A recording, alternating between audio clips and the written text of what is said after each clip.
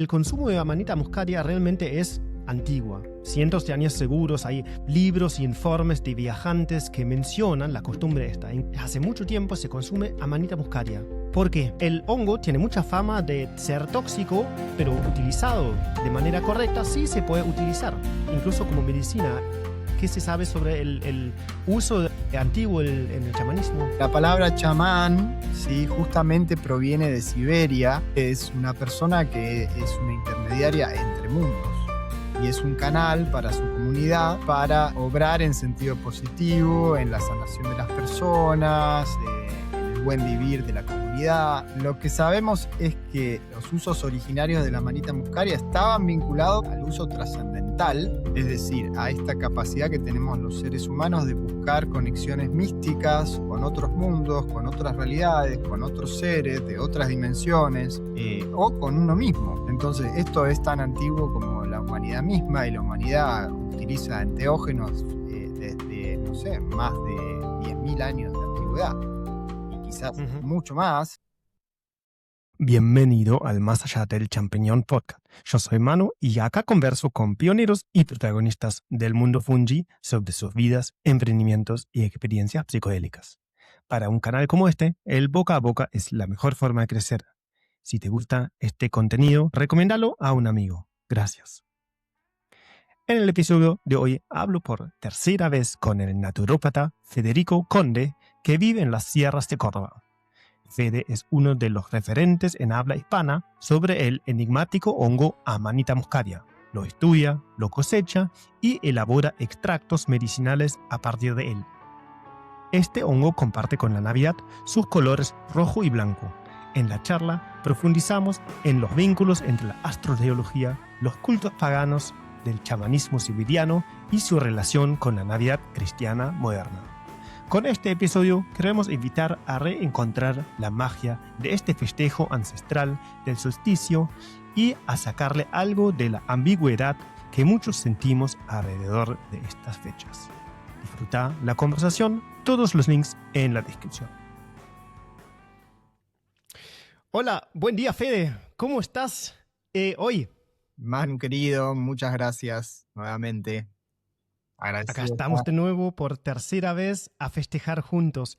Feliz Navidad, feliz solsticio. Como digo, estamos por tercera vez acá. La primera vez nos hemos juntado en este podcast hace un año, sí, con el episodio número 4 del podcast que se llama El Renacimiento de la Amanita muscaria. Después nos volvimos a juntar en junio con un episodio que se llama, como pregunta, Navidad en junio, porque es el otro solsticio del invierno acá en el hemisferio sur. Acá estamos de nuevo y comentame cómo es tu relación con la Navidad. Bueno, se ve que la excusa para encontrarnos son los festejos, ¿no? O sea, en junio hablamos del solsticio de invierno, hoy vamos a hablar del solsticio de verano. Y para mí la Navidad, hoy ya más de grande, con 42 años, la he resignificado, ¿sí? Y siempre cuento esto es gracias a la Amanita muscaria, porque siempre tuve, digamos, como una visión bastante sesgada de la Navidad, digamos. Primero, desde la educación en casa o las cosas que pasaron en casa con estas típicas fiestas donde nadie celebra, todos están tristes porque estamos lejos, separados, que bueno, suele pasar, digamos. Hay mucha gente que no les gusta la Navidad porque para ellos representa una época triste y quizás en su momento para mi familia lo fue. Y después tuve más como esta visión, digamos, de la Navidad como un asunto capitalista, ¿no? Donde la gente consume, compra regalos, no festeja nada realmente, digamos, ¿no? No sé, ni algo pagano, ni algo cristiano. Es simplemente lo veía como una fecha de consumo más. Y hoy le estoy sacando como más jugo, y me estoy divirtiendo mucho más, incluso hasta gorro de Papá Noel me pongo. Y bueno, y siento que tiene que ver con esto de recuperar la magia y de conectar también con el origen de lo que es la Navidad, ¿no? Y esto siento que es la metáfora que nos trae la Amanita muscaria. Entonces hoy, ya de grande, incluso teniendo mi hija, es algo que disfruto mucho porque, bueno, veo en ella, digamos, como también la ilusión que le traen las fiestas. Ella ya conoce la manita muscaria y ya de alguna manera vincula todo, ¿no? Ujú, Vincula la manita muscaria a los colores de Navidad, al árbol, al pino. Ella ha ido a cosechar conmigo a manita muscaria, entonces como que ya tiene como todo un panorama, digamos, como bastante más amplio, creo yo, ¿no? Respecto a los hongos, la Navidad y a una manera de vivirla diferente. Ojalá que también así lo viva, ujú, incluso creciendo y teniendo ya otras miradas, ¿no? ujú. Yo creo que es un poco el objetivo de ese podcast y de nuestro trabajo, de sacarle el peso de la Navidad y darle un nuevo significado Ujú. para poder festejarlo con menos peso y más disfrute. Porque es una época de festejo y no tiene que ver en realidad ni con consumismo, ni con el cristianismo. Y bueno, y la cuestión familiar lo tiene que resolver cada uno como puede. Pero es una época de festejar. ¿Qué festejas este año vos, personalmente? Wow, bueno, es una buena pregunta. Yo creo que festejo muchas cosas, pero principalmente estoy festejando cosas que empezaron el año siendo un no y terminaron siendo un sí, ¿no? Como que muchas cosas que empecé en el año se trabaron al principio y se fueron transmutando y bueno, y hoy están siendo un sí. Y yo creo que principalmente estoy festejando eso, que llegué, digamos, como a esta época del año, como eh, con mi trabajo, digamos, disfrutándolo como hubiese deseado, digamos, en principio de año, porque siempre estuvo este cuco, por ejemplo, o está este cuco de cómo, cómo vamos a terminar el año, ¿no? Es decir, con dinero, sin dinero, cansado, no tan cansado. Entonces, para mí fue un año de logros y eso siento que estoy festejando como en este momento del año, ¿no? Incluso con la clase de Amanita Muscaria de ayer, para mí fue como un cierre del año.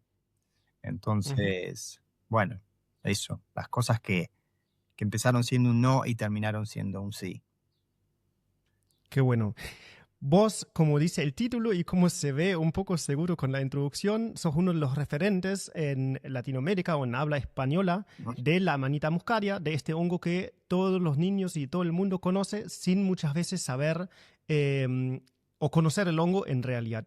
Hoy vamos a contribuir un poco a esto, al conocimiento sobre la Navidad y a toda esa temática relacionada con estos famosos colores rojos y blancos que vean aquellos que ven el video de esta grabación, que estamos acá un poquito disfrazados para, para sumarle la imagen a la temática. Em, Navidad es un festejo muy familiar, tradicionalmente, y cada familia y cada región festeja Navidad diferente. ¿Cómo son tus costumbres familiares relacionadas a la Navidad? Bien. Bueno, básicamente son reuniones. Hoy las navidades las paso siempre con la familia de mi compañera, que son de Rosario. Entonces son como mega mesas con mucha comida, mucha gente, muchas ventanas abiertas de muchos temas, de muchas conversaciones.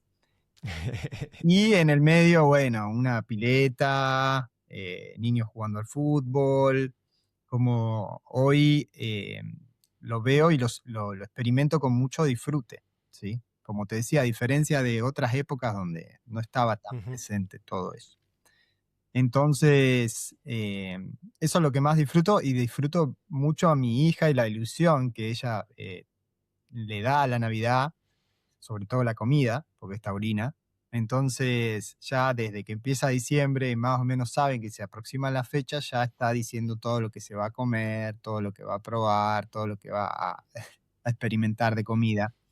Entonces, bueno, está siendo una costumbre ya de varios años y siento que es muy bonito cuando se disfruta, ¿no? Y uno va hacia esos lugares o al encuentro de esas personas con disfrute. Entonces, me divierte mucho. Ese día, obviamente, siempre utilizo, digamos, la medicina de los hongos, que puede ser la manita muscaria o también Psilocybe cubensis en microdosis, como una manera también como de abrirme a la magia del festejo con más plasticidad, con más entrega, con más juego. Sí. Como no me gusta el alcohol, digamos, es como, bueno, es también como mi forma de entrar en espacios así como de más distensión, por así decirlo. Ujú. Vos tenés parte de la familia también de España y viviste en España bastante tiempo. Sí. ¿Puedes comentarnos un poco sobre las costumbres que conociste en España de Navidad? No tengo mucho para contar, sí tengo para decir que las veces que pasé las Navidades en España, digamos, todo me cuadraba, porque obviamente allí hacía frío en Navidad, entonces era como que estaba todo más alineado, ¿no? Es decir, el frío con los decorados, los adornos, y obviamente más alineado y sincronizado con el crecimiento de la manita muscaria, que ahora todavía continúa creciendo en algunos lugares de Europa, por ejemplo, donde no hace todavía mucho frío.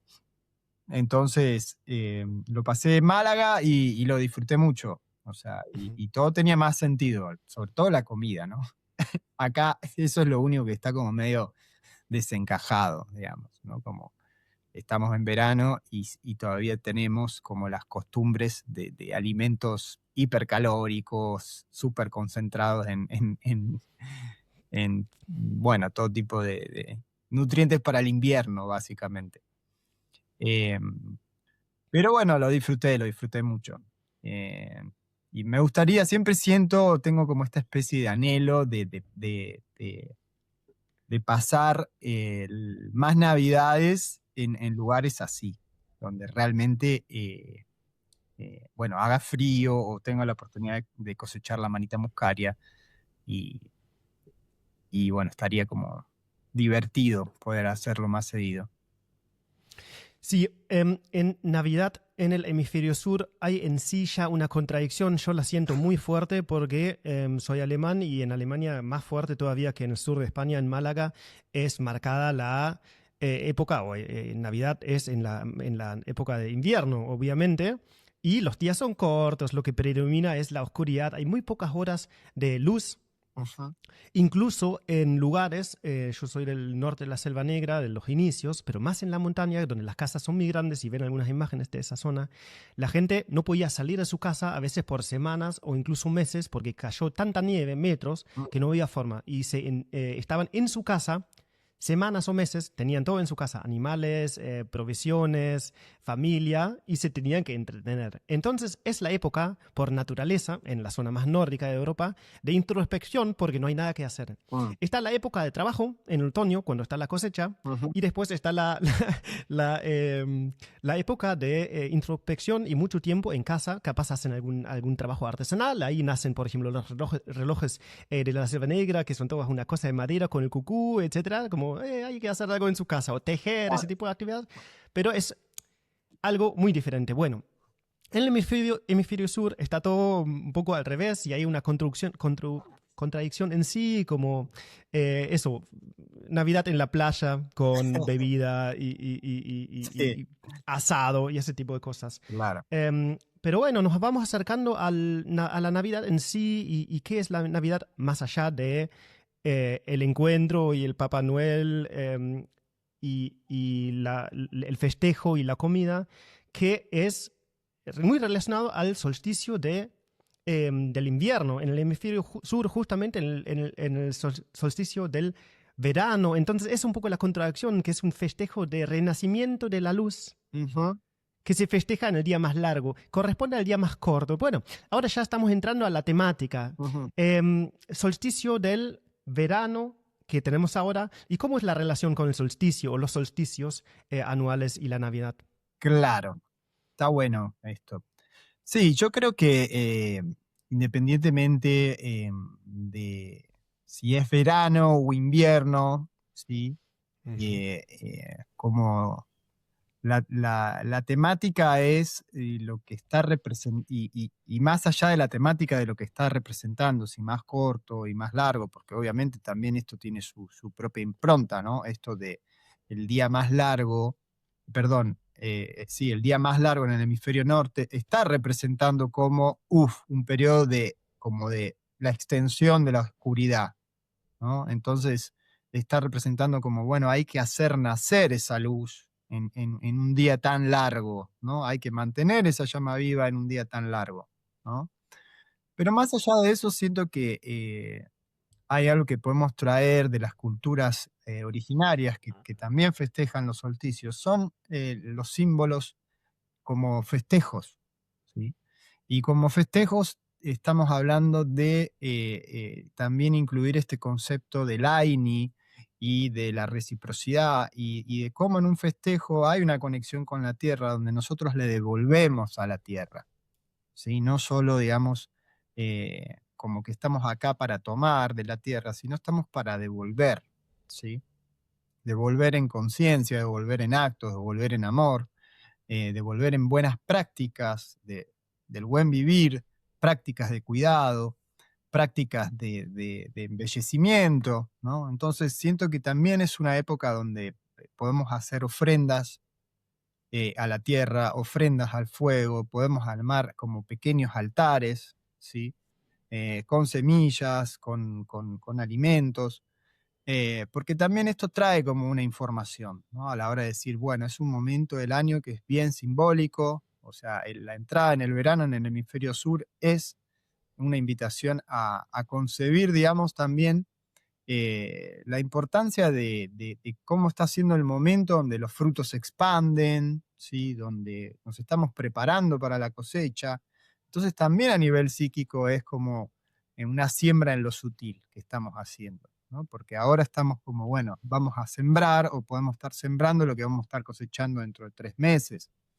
Entonces, también podemos tomar esa metáfora, ¿no? Como, bueno, Ujú, siendo el verano, vamos a poner en la tierra y que está representando también algo más sutil y algo que va a florecer y a crecer también dentro nuestro, ¿no?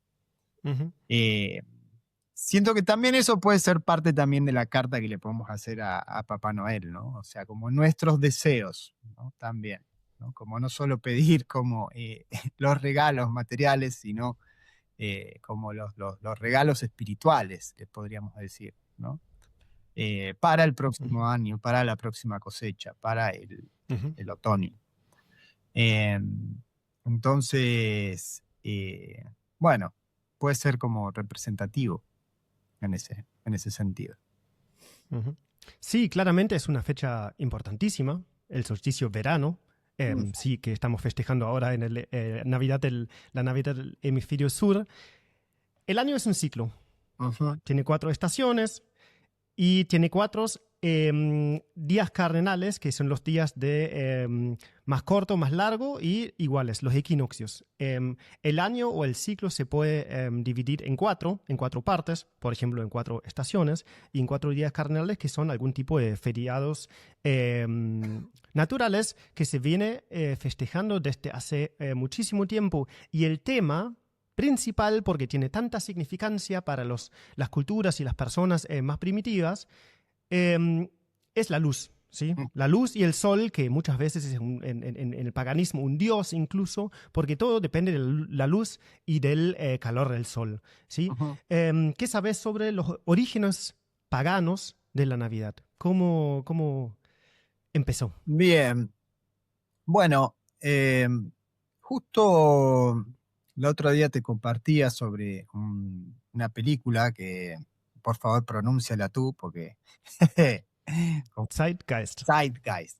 Bueno, una película que en su momento fue bastante una especie de bomba, ¿sí? Porque no solo abordó, digamos, como el autoatentado de las Torres Gemelas, sino que en una parte habla, digamos, sobre la narrativa de cómo el cristianismo como que roba una narrativa, si toma una narrativa del paganismo, para celebrar, digamos, el nacimiento de Cristo, ¿no? Entonces la película básicamente lo que dice es que quizás Jesús nunca existió, ¿sí? Ujú. Y que el cristianismo lo que está tomando es una representación simbólica de la estrella Sirio, que en el 24 de diciembre, digamos, como que queda frente al amanecer, por así decirlo, y que estaría representando como una especie de muerte y de renacimiento, ¿sí? Ujú. Entonces hay como toda una asociación y un simbolismo que en la película está, digamos, como bien ilustrado con imágenes y gráficos y todo. Entonces, aparentemente, bueno, existe, digamos, esta relación, es, digamos, como astrológica. Los 12 apóstoles en realidad estarían representando los 12 signos del zodíaco, ¿sí? Y los tres, el cinturón de Orión estarían representando como también la metáfora de los Reyes Magos, ¿sí? Que también, Ujú. no sé por qué, el 6 de enero, y es otra fecha que también representa algo, pero bueno, que Yo creo que originalmente se festejó Navidad o el nacimiento de Jesús en la fecha más de Tres Magos, que son las estrellas del cinturón de Orión, que apuntan mm, al Sirio, ujú, que cuando aparece Sirio, antes de del sol a la mañana, es la marca en la astrología, en la observación del solsticio. Así que de esa manera, y lo que estamos ya entrando ahora, y lo vamos a hablar no en tanta profundidad, se llama astroteología. ajá, La teología, la ciencia de la religión y de las divinidades en combinación con las estrellas, que es muy importante porque lo hablamos, y el cristianismo, la luz, el sol y la astrología claramente es fundamental. En la Biblia dice Jesús, yo soy la luz. ujú, Y algunos más lejanos, más relajados del cristianismo pueden decir que es un culto solar. ujú, Entonces, la temática, que es bastante nueva, una ciencia bastante nueva, se llama astroteología y estudia las relaciones entre las estrellas, los planetas, con los orígenes de las religiones. Eh, claro, y también muy relacionado al calendario. Y ahí hacemos la combinación del calendario con los días de los cardenales, ¿sí? ujú, Entonces, se encuentran muchas construcciones antiguísimas de muchos miles de años que buscaban o están orientados a los días cardenales, por ejemplo, a los solsticios. Entonces vemos que el calendario y la observación del cielo tuvo muchísimo impacto en toda la historia de la humanidad. Por eso es relevante. Hoy en día vivimos todo el año más o menos al mismo ritmo porque tenemos la luz eléctrica, pero antes era mucho más importante. Y lo que vemos, como la Navidad en las costumbres y la cultura nuestra sigue teniendo un impacto y podemos reconectar un poco con estos significados viejos. Y bueno, eso estamos haciendo acá, vinculando un poco esa conexión con la naturaleza, con el sol, a lo que hoy en día es la Navidad que conocemos. claro. Mm, ujú. Y de hecho, en uno de los podcasts que hicimos, mencionamos esto de como pregunta fundamental, digamos, ¿qué celebramos cuando celebramos Navidad? O sea, ¿qué festejamos cuando festejamos Navidad? Siento que es una pregunta que nos podemos hacer como para verdaderamente conectar con este símbolo del nacimiento, ¿sí? O sea, ¿o qué quiero hacer nacer?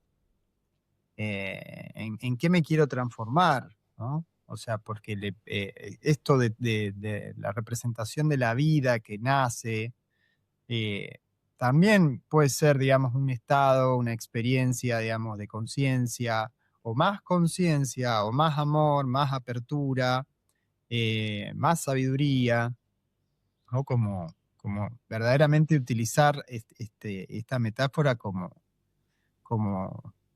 como una invitación a una expansión, ¿no? Entonces, ¿qué celebramos? O simplemente es Navidad y representa la joda y beber y gastar y ahí se queda todo, ¿no? Es decir, como que podríamos empezar haciéndonos estas preguntas, ¿no? Ujú. Eh, Entonces, bueno, eso, ¿no? Como una forma de celebrar, poner la vida al centro, ¿no? Celebrar la vida, celebrar lo nuevo. Bueno. Conectarse con los ciclos naturales, como ahora es un cierre y al mismo tiempo un reinicio, como en cada ciclo. Y ahora, colores rojo y blanco, ¿qué tiene que ver con todo eso la manita muscaria? ¿Cómo entra en juego la manita muscaria y qué tiene que ver con los orígenes paganos del festejo?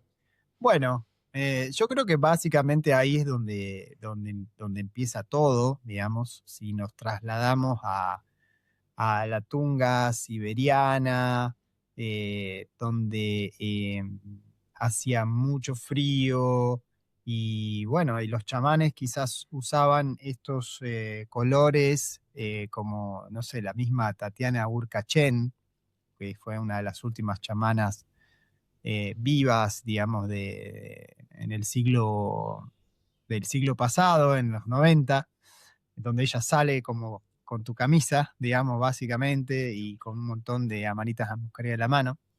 Entonces, la historia dice de que esta imagen, ¿sí? de los chamanes entregando o regalando amanitas muscarias en este día, ¿sí?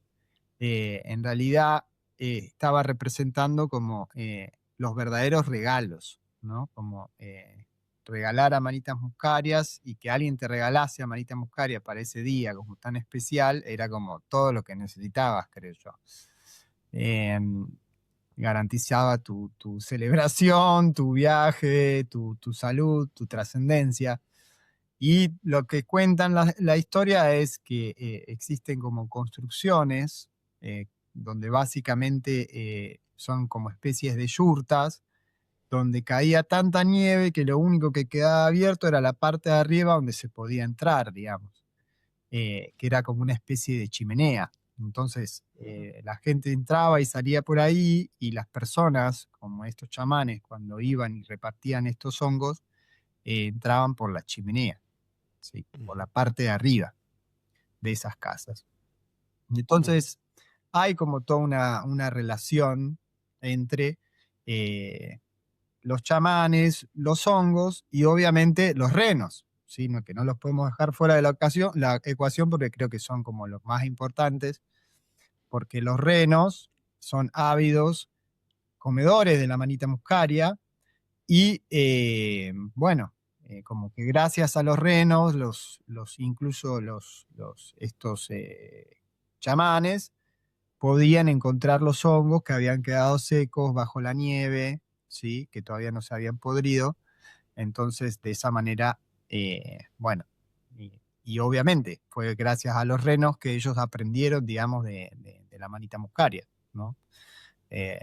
Los renos básicamente lo que hacían eran colocarse, quedar, digamos, como súper extraviados en su éxtasis. Entonces, como que se empiezan a copiar, digamos, ¿no? Como, ¿qué onda? ¿No? Decían, vamos a probar lo que están probando los renos. Y bueno, y también se dieron cuenta de cómo el potencial de la manita muscaria pasaba a la orina, por lo que los renos también buscan siempre como ingerir la orina, digamos, de otros renos o incluso de humanos. ¿Sí? Cuenta la historia que más de una vez un humano que comió manita muscaria y salió a hacer pis fue embestido por un reno, digamos, ¿no? Como que quería de alguna manera tomar su orina. La nieve amarilla. Claro, totalmente, sí. Un whisky, whisky on the snow. Así que un poco la historia es esa, después está como más adornada por otras, digamos así, como vertientes, como mismo esto de por qué ponían medias en la chimenea, y se dice que en realidad ponían medias en la chimenea porque adentro había manitas muscarias secándose. Sería como un invento muy práctico, digamos, ¿no? ¿Dónde ponemos las amanitas a secar? Y en las medias que me acabo de sacar, porque están húmedas también, y bueno, sequemos los hongos de adentro. Eh, Y bueno, y el resto es historia, ¿no? Esto de los renos transportando un hombre gordo y barbudo con muchos regalos, ya es, digamos, como parte de la historia, ¿no? Que ya en la década, en el siglo pasado, a mediados del siglo pasado, lo puso como más, digamos, en boga Coca-Cola, que justamente también tiene los colores rojo y blanco, ¿no? Eh, como que tomaron y capturaron, digamos, esa imagen y la hicieron como mucho más capitalista de una manera, ¿no? Eh, Después hay otras relaciones, como el origen de San Nicolás de Bari, ¿sí? Que es, fue un sacerdote africano que vivió en Italia, y hay como toda una relación de cómo él era un sacerdote que le encantaba dar regalos, ¿sí? Entonces, esa relación también se estudia, de ahí el nombre San Nicolás, y también sus vestimentas eran rojo y blancas. Entonces, Ujú, como que también, bueno, se dice que podría haber estado asociado al culto de la manita muscaria, digamos. ujú, Eh, pero bueno, esto ya es como que en realidad son dos cosas distintas, pero parece que está todo mezclado en uno.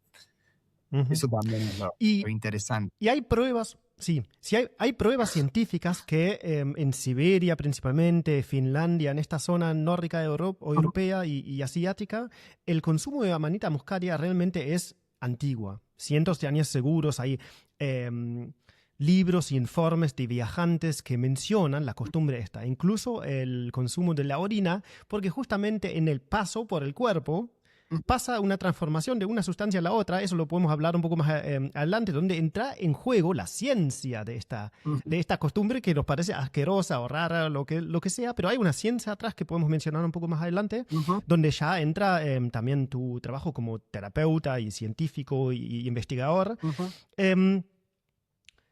Em, pero está comprobado que se consumía, hace mucho tiempo se consume amanita muscaria.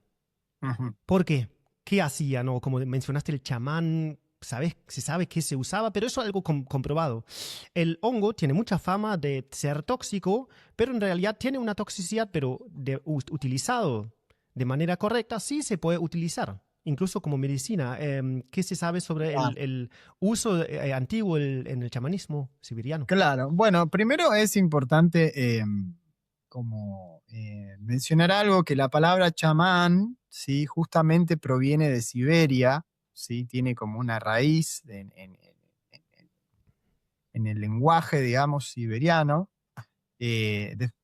Se puede desglosar, digamos, de muchas maneras, pero lo que sabemos es que de ahí proviene, digamos, como el origen de la palabra chamán, digamos, Ujú, que básicamente es una persona que es una intermediaria entre mundos y es un canal ujú, para su comunidad, para obrar en sentido positivo, en la sanación de las personas, en el buen vivir de la comunidad, ¿no? Entonces, lo que sabemos es que los usos originarios de la manita muscaria estaban vinculados al uso trascendental, es decir, a esta capacidad que tenemos los seres humanos de buscar conexiones místicas con otros mundos, con otras realidades, con otros seres de otras dimensiones, o con uno mismo, ¿sí?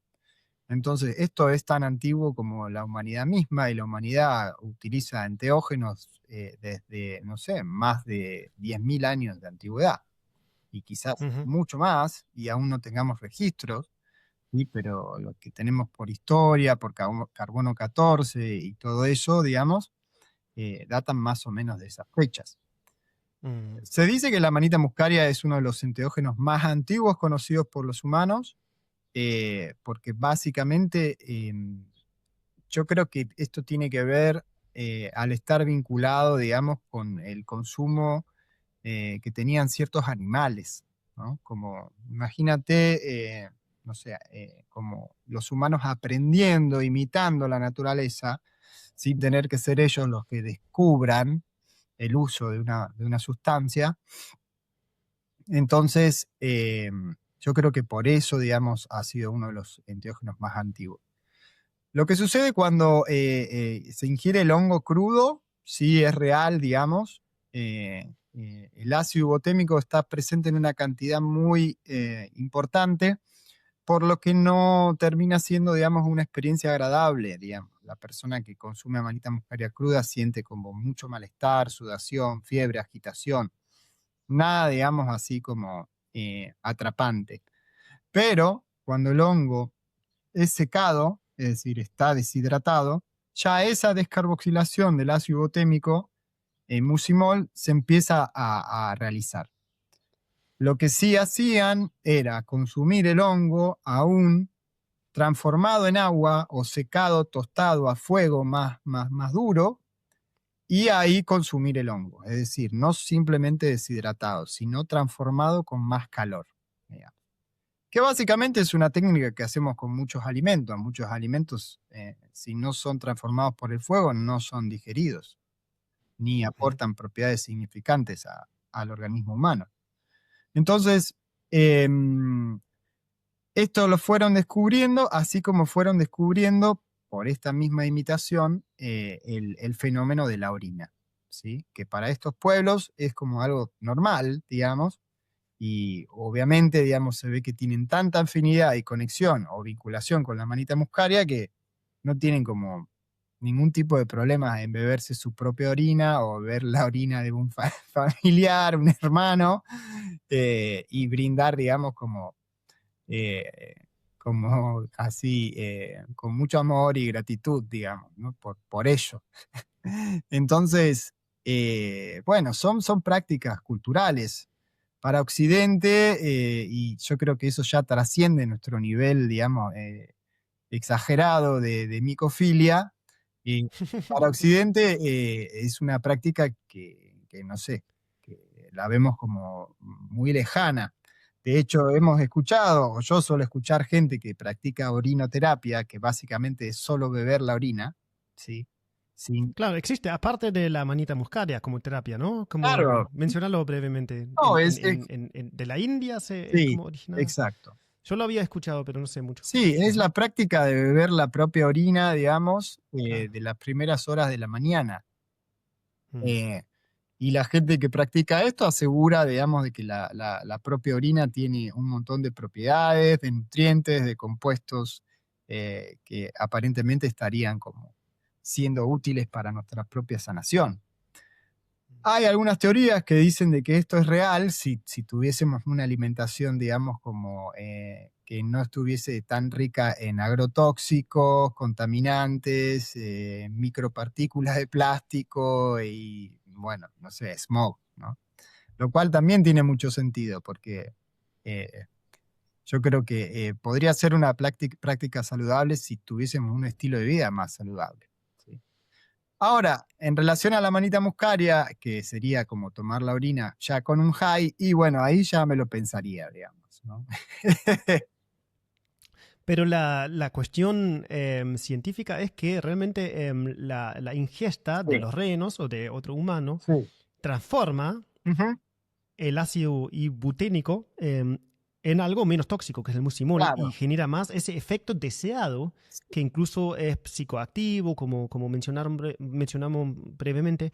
Entonces, como tiene un sentido científico, Sí, hay una sí, transformación, se transforma la toxicidad en algo buscado, agradable. Entonces, como más allá de que sea raro de tomar orina de un animal o otro, o la propia orina, en ese caso tiene algo de fundamento. Pero, para decir, no es necesario, también hay otras maneras de generar esa transformación y sacarle la toxicidad que tiene el hongo para poder aprovecharlo como medicina o como enteógeno.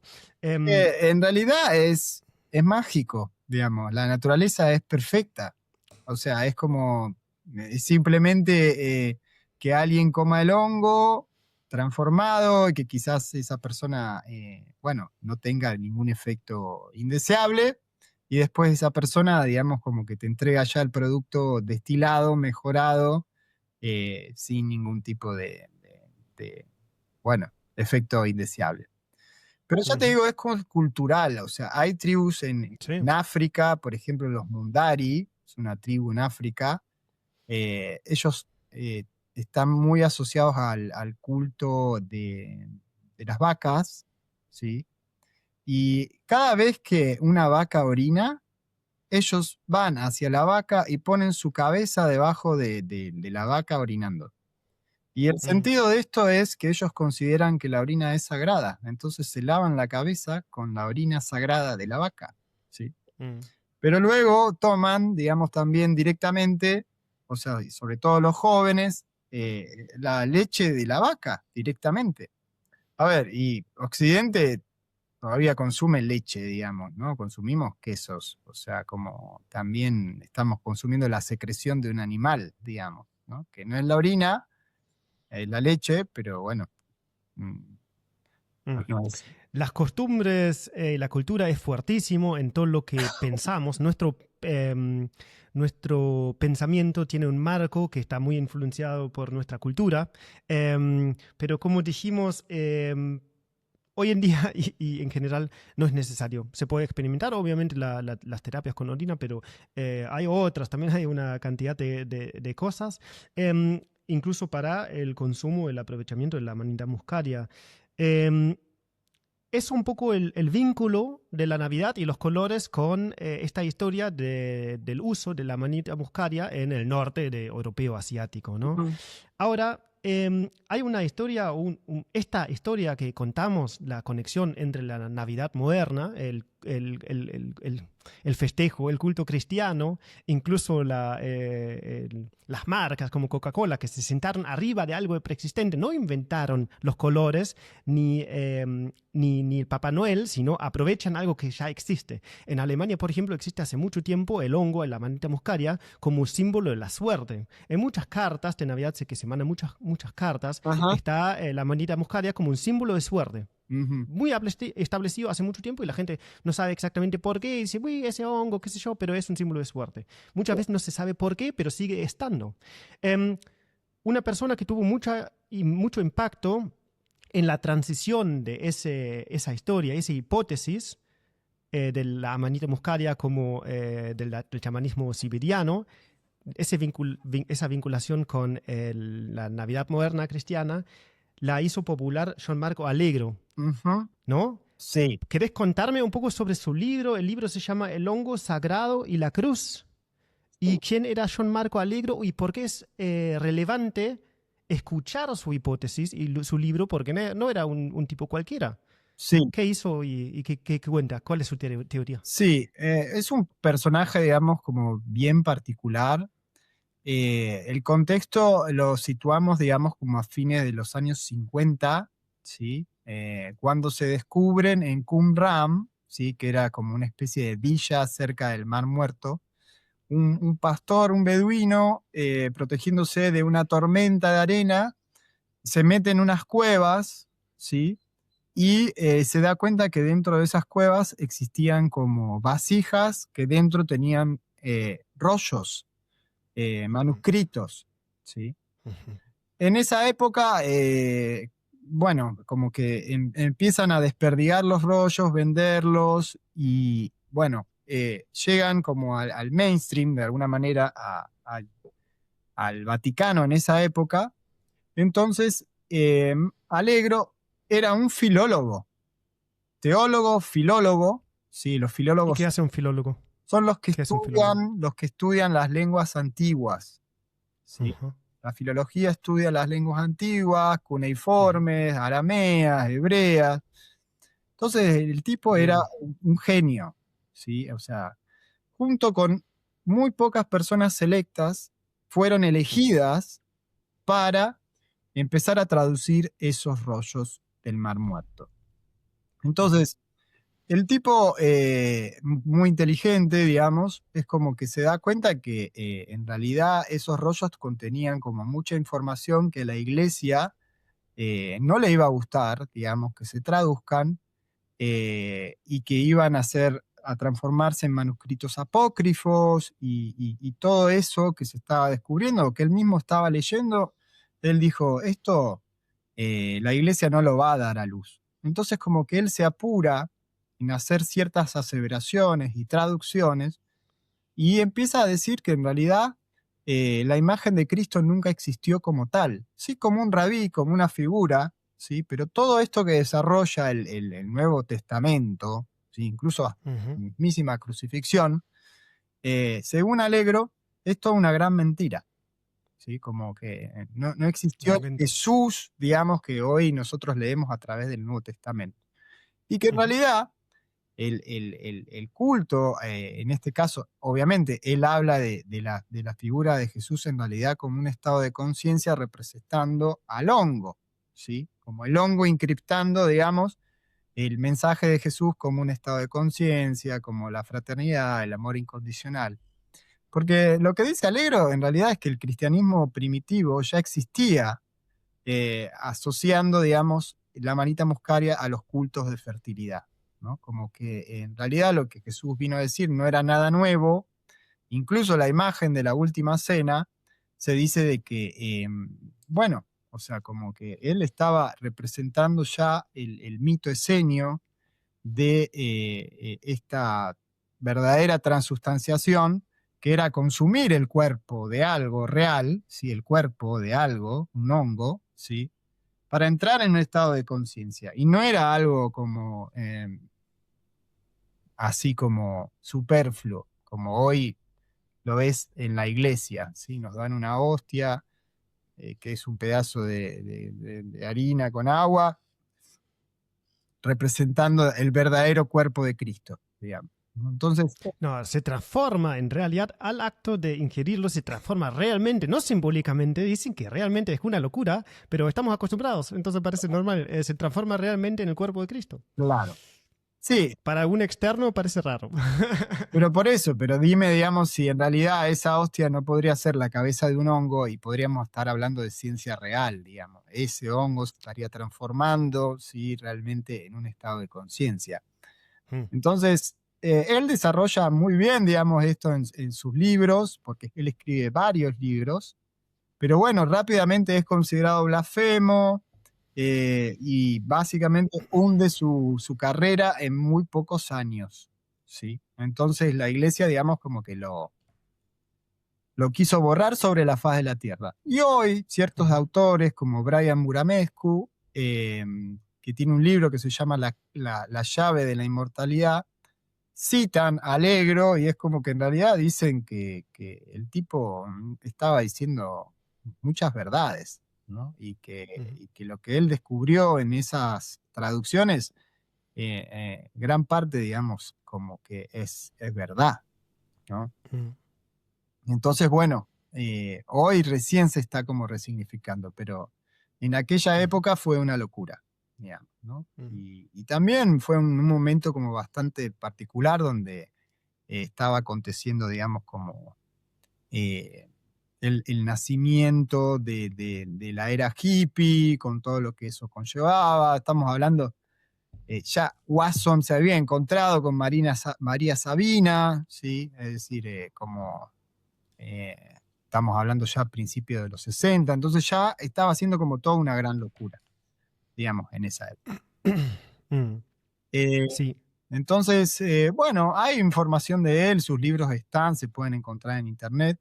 Hay algunos autores en español, como Colin Rivas, que en su libro La búsqueda del Santo Grial y la manita muscaria menciona mucho a Allegro, es como la base de su libro.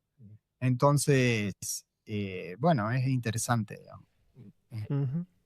Sí, aparecen en estas fechas mucha información ya hoy en día, por ejemplo en Instagram, que retoman un poco esta teoría y esa conexión. Entonces a eso queremos contribuir y profundizar un poquito más. También con los episodios anteriores que hicimos, y vos sos, Ujú. sos un referente en la temática del hongo como sustancia, como hongo en sí y como medicina. Em, Pero hombre hongo. hombre, hongo. Em, entonces, como queremos contribuir a esa discusión, a esa información y también ofrecer caminos donde uno puede profundizar.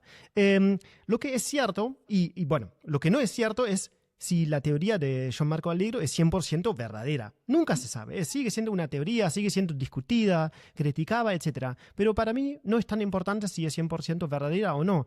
Lo que sí se sabe es que los rollos de Mar Negro son rollos de contemporáneos de los otros escritos de la Biblia. Entonces son contemporáneos y podrían haber terminado en la Biblia. Y a veces creo que se contradicen. Pero es un tema grande. Los rollos de Mar Negro o rollos de Qumran es un tema en sí grande. Lo que sabemos que muchas culturas antiguas usaron enteógenos, drogas, sustancias psicoactivas en sus cultos. Se pueden decir cultos religiosos, pero capaz no estaba el término, el concepto, todo estaba más mezclado.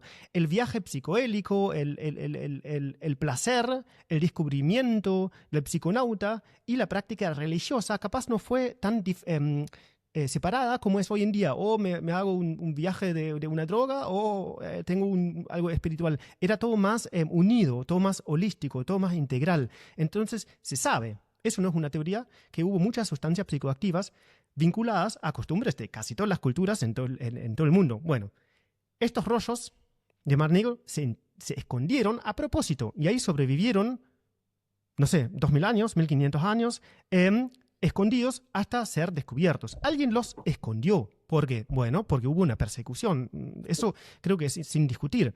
En las culturas modernas, en los últimos cientos de años, incluso con el cristianismo, fue oprimido el tema de los psicoactivos, de los enteógenos. Fue oprimido y hoy en día como podemos volver a vincular eso. También es parte de lo que queremos contribuir hoy.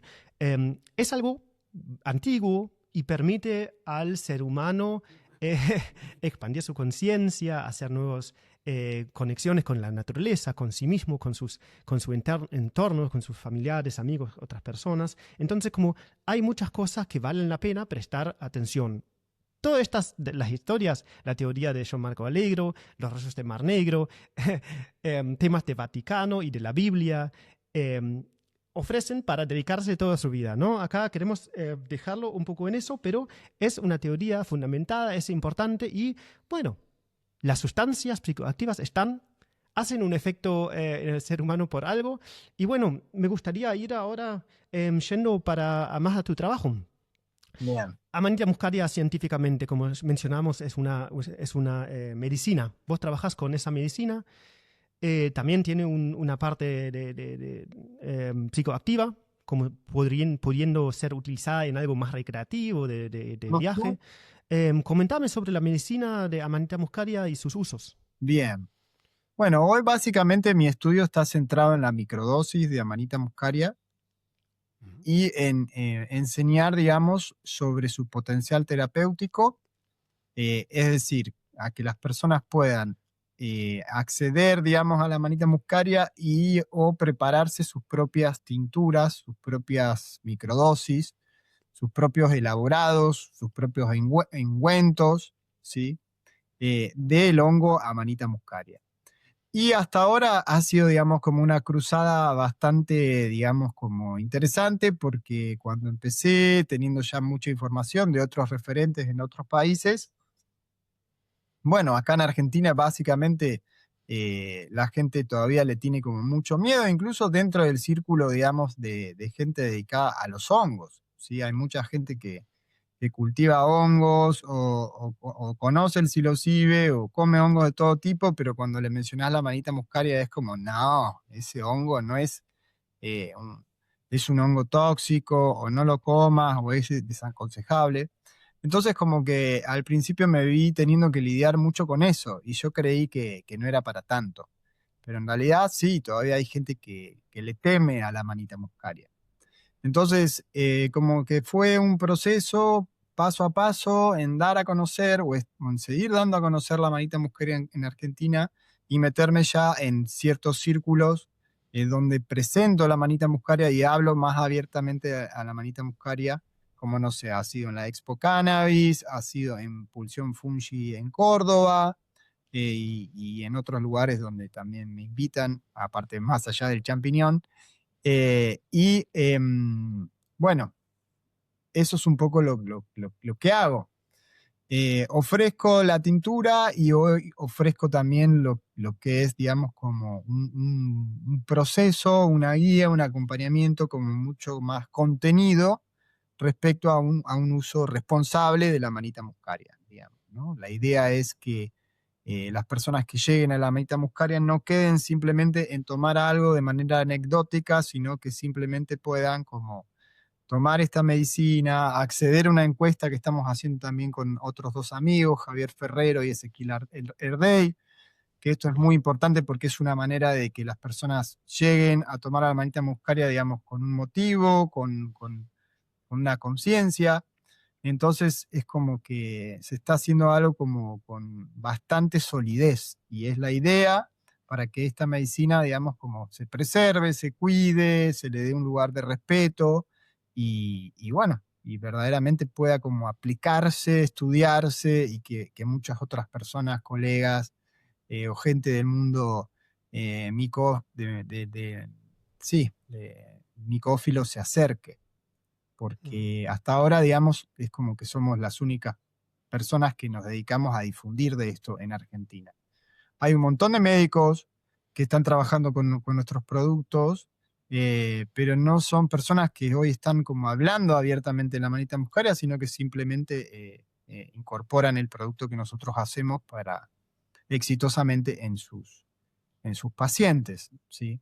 Entonces, como naturópata ha sido como un gran hallazgo y siento que es como todo un camino de vida porque básicamente hoy la manita muscaria está presente mucho en mi vida, más allá de que no la consumo todo el tiempo, pero estoy siempre charlando con personas que se abren a estos procesos o personas que la encuentran, me escribe gente de todo el país diciéndome, crece manita muscaria en mi casa, ¿qué hago?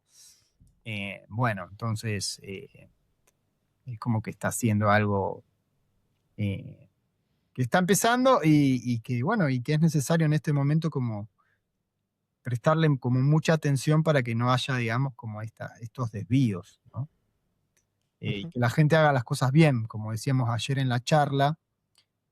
No solamente, digamos, es peligroso consumir amanita muscaria cruda, en estado crudo, sino también es peligroso consumir grandes cantidades de amanita muscaria más allá de que la persona haga una buena descarboxilación. Y que lamentablemente eso es algo que pasa a menudo, porque también lo vemos con gente que toma sola, digamos, sin tener mucho conocimiento previo, cantidades muy grandes de psilocibe cubensis, ¿sí? Y, por ejemplo, bueno, no termina teniendo como buenas experiencias, ¿no? Entonces es necesario educar, ¿sí? Como todo, lo que es novedoso y que estamos, digamos, como de alguna manera recuperando información, bueno, estamos educando. Ujú. Sí, con respecto y responsabilidad y conocimiento y se puede encontrar información a través de vos, que vos nos brindás acá generosamente mucha información sobre Amanita muscaria en este podcast ya con el tercer episodio que grabamos, así que muchísimas gracias por eso.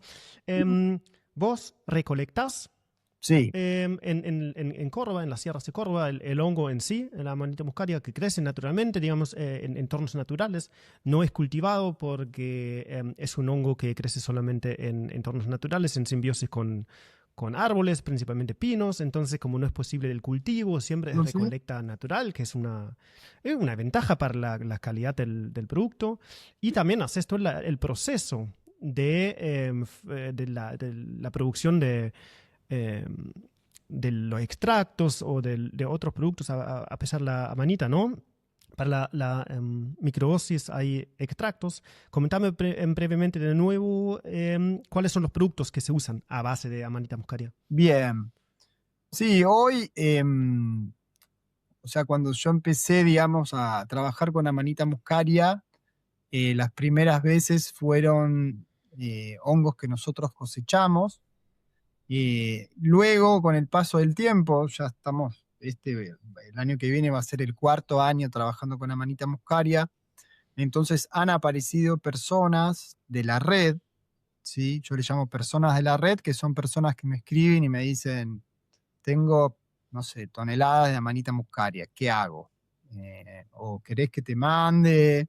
Bueno, entonces en esa red empezamos a trabajar, digamos, con trueque, ¿sí? Principalmente, que es que la persona, si quiere, yo le puedo, digamos, eh, ofrecer otros productos que yo hago con otros hongos, en tinturas de doble extracción, de melena de león, de reishi, de cordyceps. y a cambio recibo los hongos, ¿no? Entonces se han dado como varias de estas escenas, sí, eso me ha parecido como muy interesante porque es como que yo siento que a veces con la cantidad de gente que ya hay, digamos, como queriendo probar Amanita muscaria, es como que solamente se llegaba como a una parte del año. Había una parte del año, por ejemplo, llegábamos a fin de año y no había más nada, se terminó.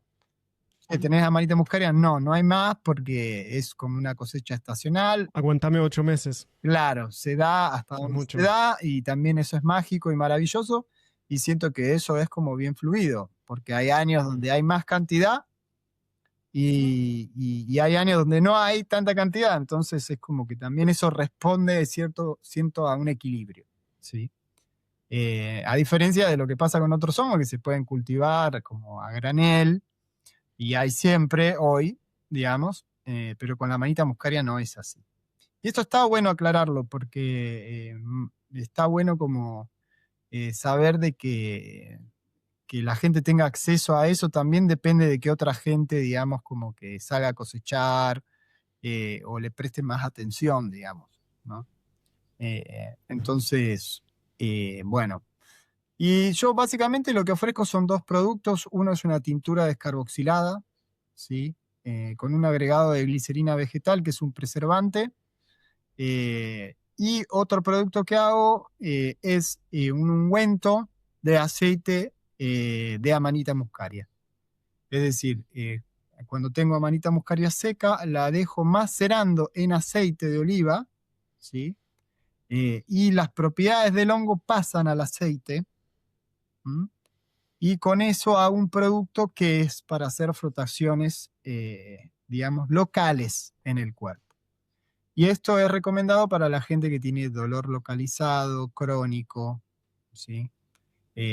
Dolor específico de artritis, artrosis, no sé, también golpes, ¿no? Y estos productos, bueno, los aprendí a hacer con Amanita Dreamer, que es una mujer que en Estados Unidos se dedica también mucho a informar sobre la Amanita muscaria y también ofrece productos en base a Amanita muscaria, que a veces también ella ofrece blends, por ejemplo, blends que tienen pasionaria, valeriana, ashwagandha, Amanita muscaria, para que se puedan hacer infusiones, ¿sí? Entonces, eso es lo que ofrecemos hoy, digamos. ¿Y para qué usos? Ya mencionaste los dolores y dolores crónicos con la aplicación externa. ¿Y qué más usos hay? ¿Para qué problemáticas? ¿Para qué Bien, sufrimientos? esto es una pregunta que ayer elaboramos mucho en una clase que di, que es que, bueno, es muy amplio hoy, hay mucha gente que llega a la Amanita muscaria queriendo encontrar un sucedáneo a las benzodiazepinas, porque ha escuchado, por ejemplo, la misma historia de Amanita Dreamer, digamos que ella cuenta de que llega a la Amanita muscaria, digamos, gracias a conocer de que podría ser una alternativa al consumo de las benzodiazepinas, con las cuales tenía grandes problemas. ¿Es un antidepresivo o qué es? No, una benzodiazepina hoy es considerado como una especie de ansiolítico, ¿sí? Ajá. Estamos hablando de Valium, clonazepam. Después de la pandemia hay y ocurre una epidemia de benzodiazepinas, al menos en Argentina. Entonces son básicamente psicofármacos que te puedes hacer adicto muy fácil, muy rápido, y luego puedes tener muchos problemas para dejarlos, ¿sí? Entonces, la historia de Amanita Dreamer, ella cuenta de que tenía grandes y serios problemas al punto de que ella quería suicidarse hasta que da con la Amanita muscaria y se da la chance de conocer la Amanita muscaria. Entonces ella aplica el protocolo de Ashton, que es un protocolo, digamos, como que inventa una mujer para dejar las benzodiazepinas en microdosis, ¿sí? Entonces ella va dejando las benzodiazepinas y va incorporando la Amanita muscaria. Entonces, hay un grupo de personas que se acercan a la Amanita muscaria que es para no tener que llegar a medicalizarse con benzodiazepinas, ¿sí? Y hay otro grupo que es la mayoría, digamos, son personas que simplemente quieren explorar la manita muscaria. O sea, incorporar la manita muscaria como parte de su botiquín, digamos, natural, donde la manita muscaria puede utilizarse con un protocolo, digamos, específico o no, digamos. También se puede utilizar de una manera más selectiva en ciertos momentos, donde la persona sienta que necesite, no sé, bajar un cambio, relajar, conciliar el sueño, conectar más con su mundo onírico. Justo ayer había una persona que comentaba que cómo la manita muscaria la estaba ayudando a conectar más con el sueño, porque es una persona que se priva mucho del sueño por tener que hacer muchas cosas. Y siento que también es un mal moderno el hecho de no, bueno, descansar bien, ¿sí? Y a diferencia de las benzodiazepinas, la manita muscaria habilita el proceso de conexión con los sueños REM, ¿sí? Que los sueños REM son los sueños de mayor profundidad, que a veces son solamente pocos minutos durante la noche que entramos ahí, a diferencia de las benzodiazepinas que no habilitan ese sueño. Entonces es como que literalmente con las benzodiazepinas las personas se vuelven como zombies, ¿sí? No vamos a desdeñar el uso de un psicofármaco si está como bien aplicado, ¿sí? Vamos a decir de que es necesario que esté bien aplicado, digamos, pero no es la mayoría de los casos que las personas toman benzodiazepinas y obtienen, digamos, como buenos resultados, ¿sí? Siento que primero habría que probar con otros recursos respecto a la higiene del sueño y o con la manita muscaria, y después, si no existe, digamos, una mejoría, probar con cosas más químicas, ¿no? Pero la mayoría, digamos, hoy la gente que se abre está queriendo como simplemente autogestionar su salud, digamos, ¿no? Como ser más ella quien reclame su mente, la conciencia sobre su cuerpo, y siento que hoy brindando la suficiente información y educación es posible, ¿sí? Sí, sí, puede aportar al bienestar general, al descanso. Vos lo llamás adaptógeno superior. Entonces, como otros adaptógenos, ayuda en regular en la respuesta del cuerpo al estrés y mejora el bienestar general, el descanso, el foco, reduce cuestiones no deseadas, ansiedad, tiene el potencial de aportar al bienestar. Mencionaste varias veces la clase de ayer. Sí. Vos das una masterclass de Amanita muscaria. Esa la das varias veces en el año. Si a alguien le interesa profundizar, puede en un principio escuchar el episodio de este podcast número 4, que se llama El renacimiento de la manita muscaria, donde hablamos bastante más sobre el hongo, el proceso que mencionaste, la descarboxilación, incluso aprendí la palabra, el sistema el sistema GABA, donde funciona en el cuerpo, cómo está vinculado con el sueño y la fase REM, de esta fase del sueño. Entonces hay mucho más para hablar, no lo hablamos hoy. Hay información, se puede seguirte en tu Instagram, que pongo el link en la descripción, se puede contactarte directamente a micelioprimordial@gmail.com, también lo pongo en la descripción. Sí. Tenés un blog que se encuentra en tu Instagram, donde escribís sobre la medicina y sobre muchas cosas que hay para decir. Además, la masterclass la das varias veces en el año, se puede contactarte para enterarse. También existe de manera grabada la masterclass, sí. Se puede acceder. Esta masterclass que vimos ayer quedó grabada. Hasta hace poco estuvo en circulación la masterclass que vimos el 20 de diciembre del año pasado. La idea es renovarla todos los años, hacerla el 20 de diciembre, y la de ayer quedó grabada, así que para quien le interese se puede, digamos, poner en contacto conmigo y se la podemos facilitar. Sí, muy interesante y tiene mucho potencial esa medicina, y siempre me interesa estar en contacto con vos. Te agradezco muchísimo por tu tiempo. Hoy, en este día de solsticio, de verano, entonces es un momento para festejar. Feliz solsticio, feliz Navidad, feliz fin de año. Y también estamos festejando el aniversario, el primero del podcast. ¡Qué bueno! Y vos me acompañaste ya con el tercer episodio, siempre con un ritmo de medio año y siempre en algún día cardenal. Así que festejamos eso, llamamos a eso prestar atención a los días cardenales, al sol, y conectar un poco con esto y bueno, aportar un poco a la información sobre este hongo famoso y al mismo tiempo desconocido que es la manita muscaria. Sí, totalmente. Bueno, felicidades Manu, gracias por invitarme siempre a este espacio con mucho amor y me alegra mucho que el podcast siga creciendo y que esté siendo tan icónico para el mundo fungi, porque de verdad que mucha gente comenta y ya sabe de que a este podcast viene gente que sabe mucho de hongos y que comparte, digamos, como cosas bien novedosas. Así que te agradezco profundamente. Gracias, Fede, y hasta la próxima, seguro. Gracias. Nos vemos, abrazos. Muchas gracias por escuchar este episodio hasta el final. Si te gustó, recomiéndalo a un amigo. Si algo te inspiró o molestó, deja un comentario. Si querés ayudar a cubrir los gastos de este programa, puedes hacerlo ahora mismo con un solo clic en el link de Mercado Pago en la descripción. También puedes apoyar el canal dándole una calificación positiva en Spotify. Es gratis y lleva solo unos segundos. Mil gracias. En mi curso de podcast para emprendedores, comparto porque este formato tiene un gran valor para tu emprendimiento y te ayudo en armar tu canal de manera orientada y eficiente.